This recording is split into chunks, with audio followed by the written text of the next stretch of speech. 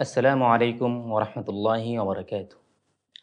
ইন্নাল হামদুলিল্লাহ ওয়াসসালাতু ওয়াসসালামু আলা মান লা নাবিয়্যা বা'দা। আম্মা বা'দ।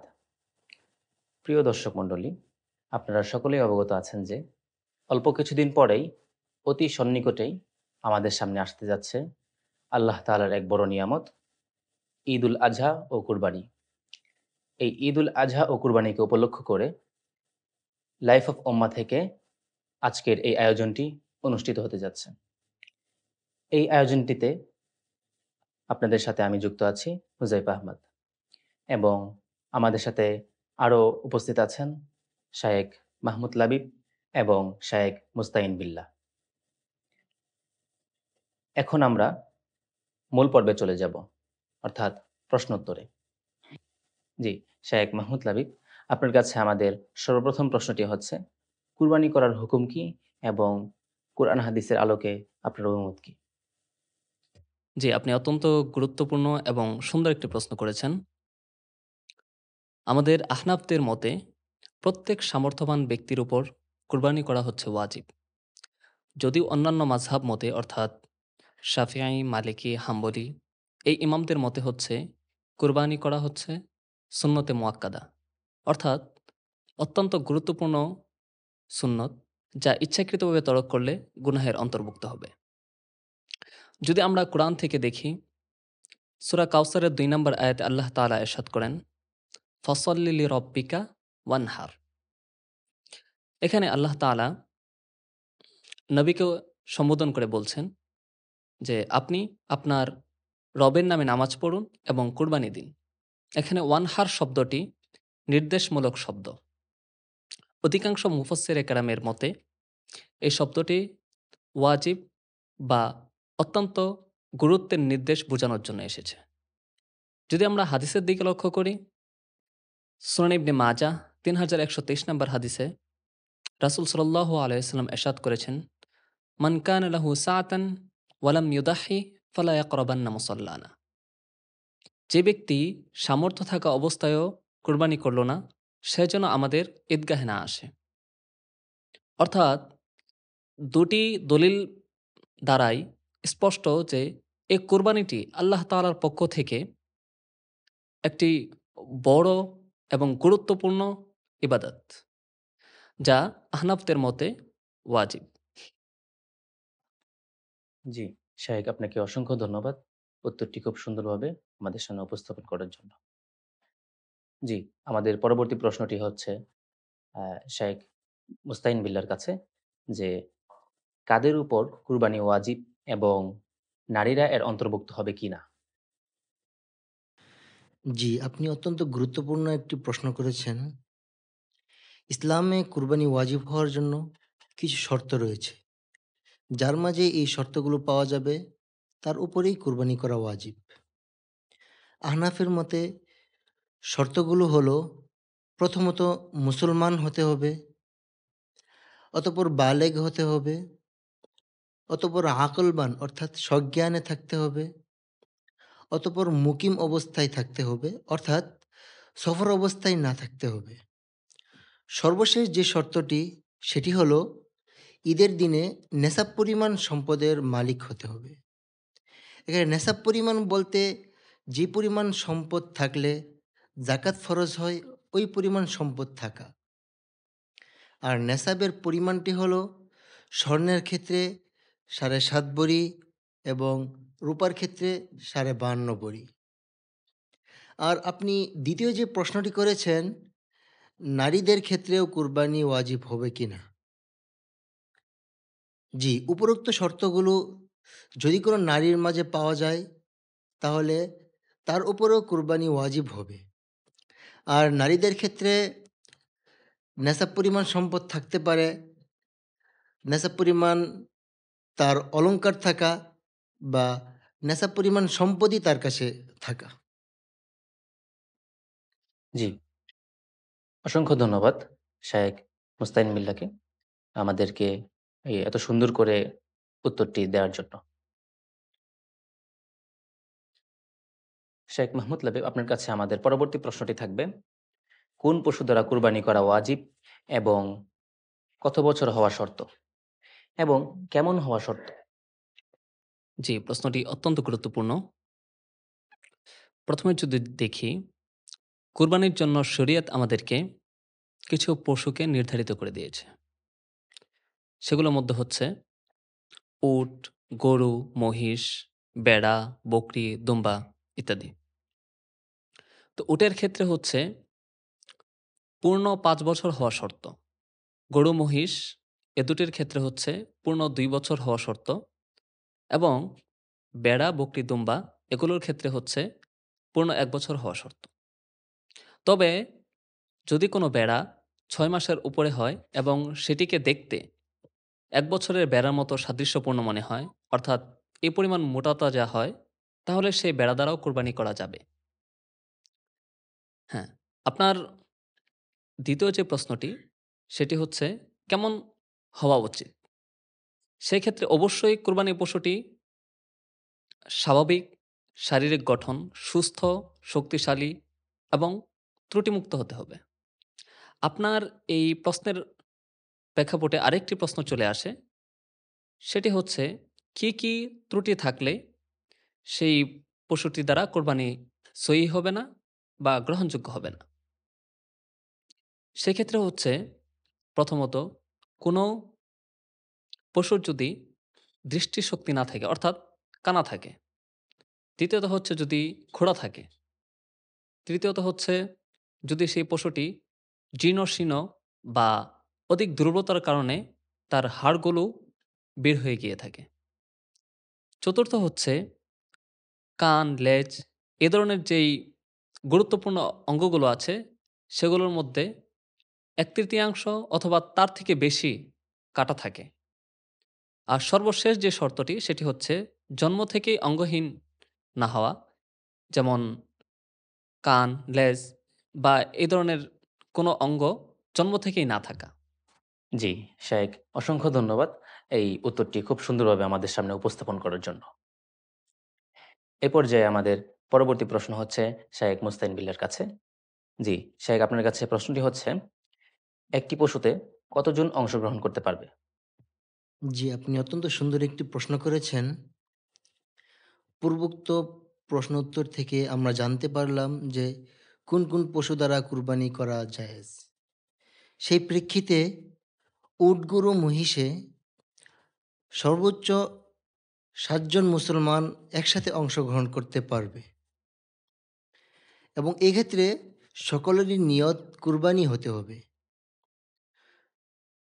যদি কেউ নিয়ত না করে বা গোশত পাওয়ার উদ্দেশ্যে অংশগ্রহণ করে, সেক্ষেত্রে কিন্তু সকলের কুরবানি বাতিল হয়ে যাবে। তাই এক্ষেত্রে সকলেরই সতর্ক থাকা উচিত। যদি আমরা হাদিসের দিকে লক্ষ্য করি, তাহলে দেখতে পাই মুসলিম শরীফের ১৩১৮ নং হাদিসে বর্ণিত আছে, জাআ রাসূলুল্লাহি সাল্লাল্লাহু আলাইহি ওয়াসাল্লাম ওয়া নাহনু নুশারিকু ফিল বাদানাতি আস-সাবআ ওয়া ফিল বাকরাতি আস-সাবআ। অর্থ, রাসূলুল্লাহ সাল্লাল্লাহু আলাইহি ওয়াসাল্লাম যখন আমাদের মাঝে এলেন, তখন আমরা একটি উট ও একটি গরুতে ৭ জন শরিক হলাম। আর ভেড়া, বকরি, দুম্বা এগুলোতে শুধু একজনই অংশগ্রহণ করতে পারবে, একাধিক অংশগ্রহণ করা জায়েজ নেই। জি, শায়েখ আপনাকে অসংখ্য ধন্যবাদ এই উত্তরটি খুব সুন্দর এবং সাবলীলভাবে আমাদের সামনে উপস্থাপন করার জন্য। জি, আমাদের পরবর্তী প্রশ্নটি হচ্ছে শায়েখ মাহমুদ লাবিবের কাছে। জি, শায়েখ আমাদের প্রশ্নটি হচ্ছে, কুরবানির সময় কখন এবং ঈদের নামাজের আগে কুরবানি করলে তা সহিহ হবে কিনা? জি, এটিও একটি গুরুত্বপূর্ণ প্রশ্ন। এক্ষেত্রে ঈদের বা কুরবানির সময় শুরু হয় হচ্ছে ঈদের নামাজের পর থেকে ১২ই জিলহজ সূর্যাস্ত পর্যন্ত। মোট কথা হচ্ছে কুরবানির সময় হচ্ছে ৩ দিন, অর্থাৎ ১০ থেকে ১২ই জিলহজ পর্যন্ত। ১০, ১১, ১২ এই ৩ দিন। আর আপনার দ্বিতীয় যে প্রশ্নটি, যে ঈদের পূর্বে বা ঈদের নামাজের পূর্বে কোরবানি করা সহিহ হবে কিনা? জি, সেক্ষেত্রে কেউ যদি কুরবানি করে তাহলে তা সহি হবে না। কারণ হিসেবে যদি আমরা দেখি, মুসলিম শরীফের 1317 নম্বর হাদিসে এরশাদ হয়েছে, قال رسول الله صلى الله عليه وسلم من ذبح قبل الصلاة فإنما هو لحم قدمه لأهله ليس من النسك في شيء। অর্থ, রাসূল সাল্লাল্লাহু আলাইহি ওয়াসাল্লাম বলেন, যে ব্যক্তি ঈদের নামাজের পূর্বে কোরবানি করল, সে একটি মাংস খাওয়ার পশুই জবাই করল, সেটি কোরবানি নয়। এই হাদিস থেকে স্পষ্ট বোঝা যায়, কেউ যদি নামাজের পূর্বে কুরবানি করে, তার কুরবানি গ্রহণযোগ্য হবে না। জি, শায়েখ আপনাকে অসংখ্য ধন্যবাদ এই উত্তরটি খুব সুন্দরভাবে আমাদের সামনে উপস্থাপন করার জন্য। জি, আমরা পরবর্তী প্রশ্নে চলে যাব শায়েখ মুস্তাইন বিল্লাহর কাছে। শায়েখ, আপনার কাছে আমাদের প্রশ্নটি হচ্ছে, মৃত ব্যক্তির পক্ষ থেকে কুরবানি সহি হবে কিনা এবং একজন ব্যক্তি একাধিক কুরবানি করতে পারবে কিনা? জি, আপনি সময়োপযোগী একটি প্রশ্ন করেছেন। জি, অবশ্যই মৃত ব্যক্তির পক্ষ থেকে কুরবানি করা জায়েজ। কেউ চাইলে তার মৃত আত্মীয়স্বজন বা বাবা-মার নামে কুরবানি করতে পারে। তবে সেটি নফল কুরবানি হিসেবেই গণ্য হবে। আর এই কুরবানিটা নিজের ফরজ বা ওয়াজিব কুরবানির পরেই করা উত্তম। আর আপনার দ্বিতীয় প্রশ্নটি হলো যে, একজন ব্যক্তি একাধিক কুরবানি করতে পারবে কিনা? জি, অবশ্যই একজন ব্যক্তি একাধিক কুরবানি করতে পারবে।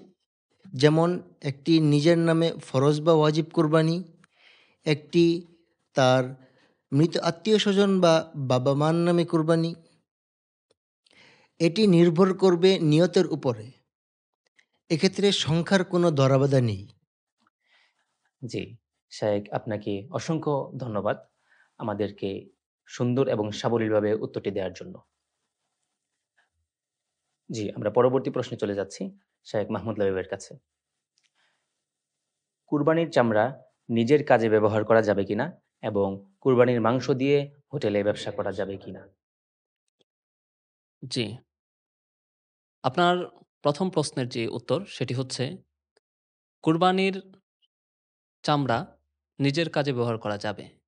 যেমন সেটি দিয়ে কেউ জুতা, ব্যাগ অথবা পাটি ইত্যাদি বানাতে পারে এবং সেটি ব্যবহার করতে পারে নিজে।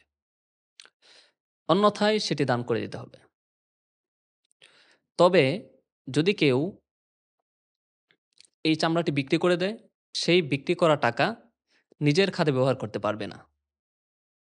যদি বিক্রি করতেই হয়, তাহলে এই বিক্রির যে টাকা, সেটা গরিবদের মাঝে দান করে দিতে হবে। আর আপনার দ্বিতীয় যে প্রশ্ন, সেটি হচ্ছে কুরবানির মাংস দিয়ে হোটেলে ব্যবসা করা যাবে কিনা। প্রথমত আমরা জেনে রাখি, কুরবানির গোশত বেচাকেনা করা সম্পূর্ণ হারাম। এটি হোটেলে রান্না করে বিক্রি করাও নিষিদ্ধ। সেক্ষেত্রে আমরা যদি মুসলিম শরীফের 1322 নম্বর হাদিসের দিকে লক্ষ্য করি, আলী রাজিয়াল্লাহু আনহু থেকে বর্ণিত, তিনি বলেন, রাসূল সাল্লাল্লাহু আলাইহি ওয়াসাল্লাম আমাকে আদেশ করেছেন, অর্থাৎ আমারনি রাসূলুল্লাহি সাল্লাল্লাহু আলাইহি ওয়াসাল্লাম আন উকাউইমা আলা বুদনি ওয়া আন আতাসাদ্দাকা বিলুহুমিহা ওয়া জুলুদিহা ওয়া আজাল্লাতিহা ওয়া আল্লা উ'তিয়াল জাযারা মিনহা শাইআন ওয়া ক্বালা নাহনু নু'তিহি মিন ইনদিনা। অর্থ, আলী রাদিয়াল্লাহু আনহু বলেন, রাসূল সাল্লাল্লাহু আলাইহি ওয়াসাল্লাম আমাকে তার কুরবানির দায়িত্ব দিলেন এবং আদেশ করলেন তার গোশত, চামড়া এবং চামড়ার থলিগুলো গরিবদের মাঝে সদকা করে দিতে এবং কসাইকে কুরবানির কোনো কিছু না দিতে। এবং তিনি বলেন, আমরা তাকে নিজের পক্ষ থেকে দেব। এ হাদিস থেকে স্পষ্ট যে কুরবানির অংশ থেকে কসাইকেও পারিশ্রমিক দেওয়া জায়েজ নেই। সেক্ষেত্রে কুরবানির মাংস বেচাকেনা করা কোনোভাবেই জায়েজ হতে পারে না। জি, শায়েখ মাহমুদ লাবিব, আপনাকে অসংখ্য ধন্যবাদ আমাদেরকে উত্তরটি খুব সুন্দর এবং সাবলীলভাবে উপস্থাপন করার জন্য। আমরা পরবর্তী প্রশ্নে চলে যাব শায়েখ মুস্তাইন বিল্লার কাছে। প্রশ্নটি হচ্ছে, মুসলিম ছাড়া অন্য কেউ কি কুরবানির কাজ করতে পারবে কিনা, এবং কুরবানির গোশত কি অমুসলিমদেরকে দেয়া যাবে কিনা? জি, আপনি সুন্দর একটি প্রশ্ন করেছেন।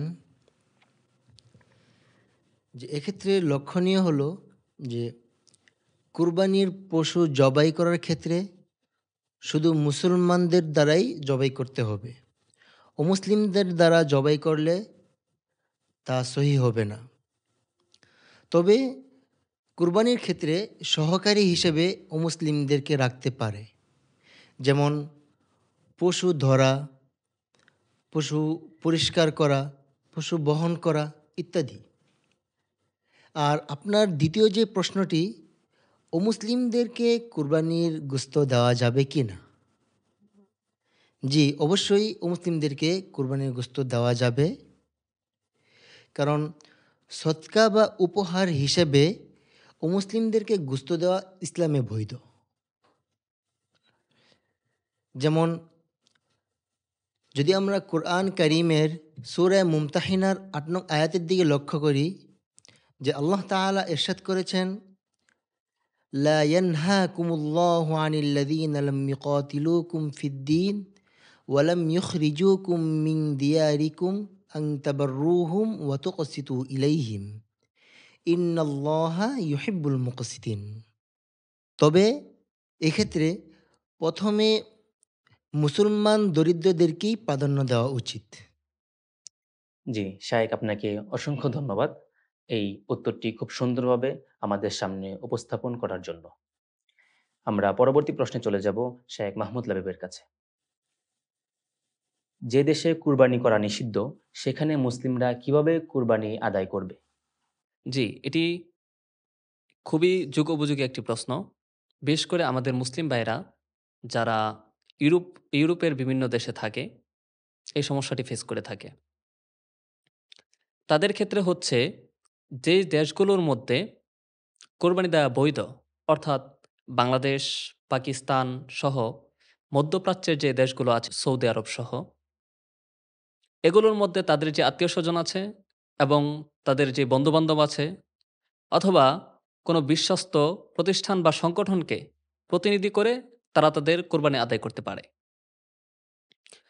এক্ষেত্রে যদি আমরা দলিল দেখি বা হাদিসের দিকে লক্ষ্য করি, হযরত জাবের রাদিয়াল্লাহু আনহু থেকে বর্ণিত, তিনি বলেন, যাবাহা রাসূলুল্লাহি সাল্লাল্লাহু আলাইহি ওয়াসাল্লাম ইয়াওমাজ যাবহি আন আহলিহি ওয়া আন গায়রিহিম বিল মাদিনাহ ওয়া নাহারা 63 বিয়াদিহি সুম্মা আ'তা আলিয়ান ফানাহারা মা গাবারা। অর্থ, কুরবানির দিনে রাসূল সাল্লাল্লাহু আলাইহি ওয়াসাল্লাম তার পরিবারের পক্ষ থেকে এবং অন্যদের পক্ষ থেকে, যারা মদিনায় ছিলেন তাদের পক্ষ থেকে, তিনি মোট নিজ হাতে ৬৩টি উট জবাই করেন বা কুরবানি করেন। তারপর বাকিগুলো জবাই করার জন্য আলী রাদিয়াল্লাহু আনহুকে দিয়ে দেন। এই হাদিস দ্বারা স্পষ্ট যে অন্যের পক্ষ থেকেও কুরবানি করা জায়েজ। তবে প্রতিনিধির মাধ্যমে কুরবানি করার ক্ষেত্রে দুটি শর্ত রয়েছে। ১ নাম্বার হচ্ছে, অবশ্যই সেই কুরবানিটি নির্দিষ্ট সময়ের মধ্যে করতে হবে।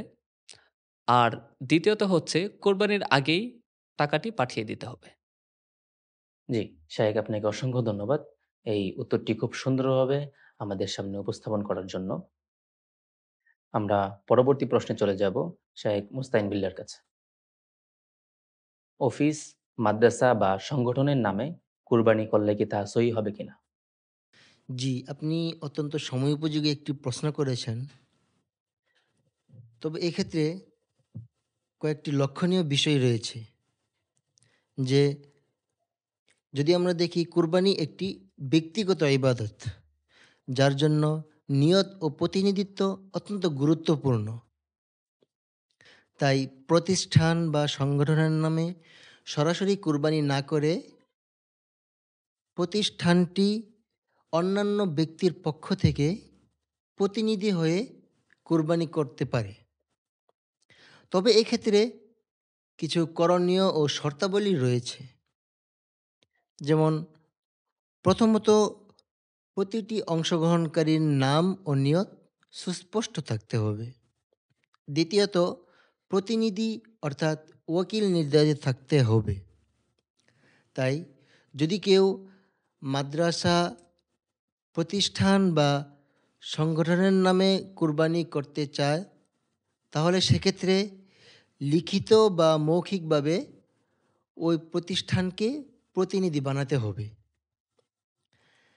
আরেকটি শর্ত হলো যে কুরবানিটা ব্যক্তির পক্ষ থেকে হতে হবে, কোনো প্রতিষ্ঠানের নামে নয়। আরেকটি শর্ত হলো জবাইয়ের সময় নাম ঘোষণা করতে হবে। তবে এটি ফরজ নয়, বরং এটি একটি সুন্নত। সর্বশেষ যে শর্তটি সেটি হলো গোশতের বন্টন নিয়ম মেনে করতে হবে। অর্থাৎ প্রতিষ্ঠান চাইলে ছাত্রদেরকে গোশতের বন্টন দিতে পারে, তবে এটি ইবাদত হিসেবে নয়, বরং সহানুভূতি হিসেবে গণ্য হবে। সার কথা, অফিস বা মাদ্রাসা কুরবানি করতে পারে, তবে সেটি নিজের নামে নয়, বরং অন্যের প্রতিনিধি হয়ে করতে হবে। তবে এক্ষেত্রে লক্ষণীয় একটি বিষয় হলো অংশগ্রহণকারীদের নাম, নিয়ত ও শেয়ার নির্দিষ্ট থাকতে হবে, অন্যথায় কুরবানি সহি হবে না। আপনাদেরকে অসংখ্য ধন্যবাদ আপনাদের মূল্যবান সময় ব্যয় করে আমাদের সাথে যুক্ত থাকার জন্য এবং সুস্পষ্ট এবং সাবলীলভাবে প্রশ্নসমূহের উত্তরগুলো আমাদের সামনে সুন্দর এবং স্পষ্টভাবে উপস্থাপন করার জন্য। আমরা আশা রাখি পরবর্তী অনুষ্ঠানগুলোতে আপনারা আমাদের সাথে যুক্ত থাকবেন। ইনশাআল্লাহ।